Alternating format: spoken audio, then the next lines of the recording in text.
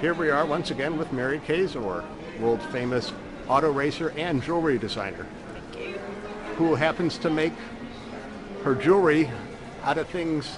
I don't know if you can see it, but that's a car there, and you make jewelry from car parts, not fenders and stuff like that. No, and not usually regular cars, but race cars. Okay. Like that. See that? That's I'm actually wearing. This is a bearing from a Formula One car, and it's actually done for Renault. So you see here, this is the Renault emblem. What some of us would call Renault. Yes. Sorry, in France they say Renault. They pronounce it correctly. Yeah. So these are all made out of Formula One car parts. Here you have a ceramic ball bearing. A lot of people think that this looks a lot like a black pearl. It does.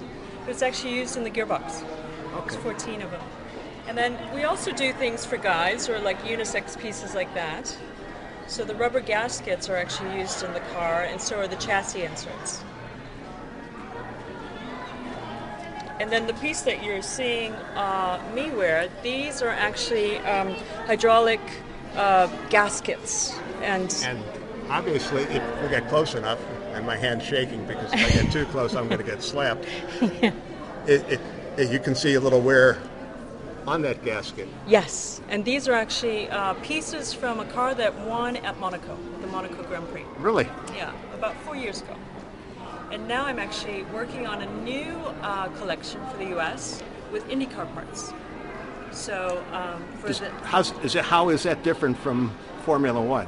It's different types of parts, and in Formula One, they actually manufacture a lot of the parts themselves. Here at Indy, it's kind of like you buy all the parts and then you manufacture a small bit of it, and in Europe you manufacture most of it yourself.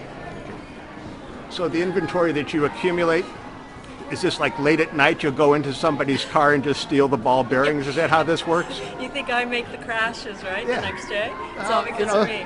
Where's that brake lining? Oh, somebody's wearing it. Or I'm wearing it. Look at that. I've got gaskets actually as bracelets. I've been wearing this all day today. But a lot of times what they do is they take the parts out before they break.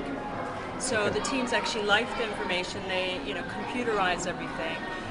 Let's say something is supposed to run, the limit is about 1,000 miles or so. They'll take it out about 900. Okay. So it's less breakage out on Better a little too soon than a little too late. Exactly. So how did you get into this? I mean, were you concussed at the time? I mean, what inspired you? Well, Elliot, I have had 7 concussions. Thank you for bringing that up. It's not during car racing. It was mostly ski racing before that. Okay. But I studied fine arts. So I love design and I love cars. I love racing. So I basically merged those two things together. I was racing in Europe, and a lot of times you're actually going off and it's like planes, trains, automobiles. You're away and you have to get there at 7, then you don't do anything till 10. So I started making little bits and pieces, and I saw all of these bits at the track, and I said, hey, why not make something really kind of creative and fun to wear? Definitely. And a lot of times, if pieces have been used, they just sit in the warehouse or they throw them out. So in a way, this is kind of like creative recycling.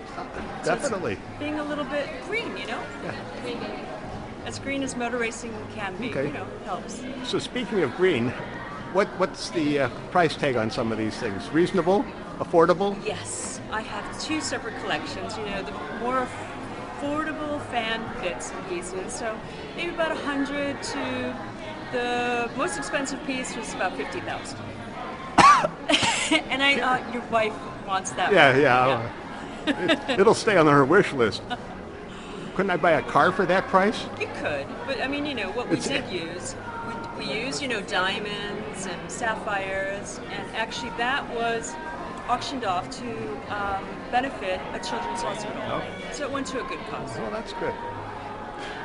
And you've found an audience out there that is into this? Yeah, I mean, everybody that loves cars, and also for somebody that has everything. I mean, you don't really have this, do you? Right. So it's a really good, present to give. And all of them also come with a certificate of authenticity, so you know where it came from, what the part number is. Also, if it has like all the lifing history, you know what race is, what driver. So it's really interesting.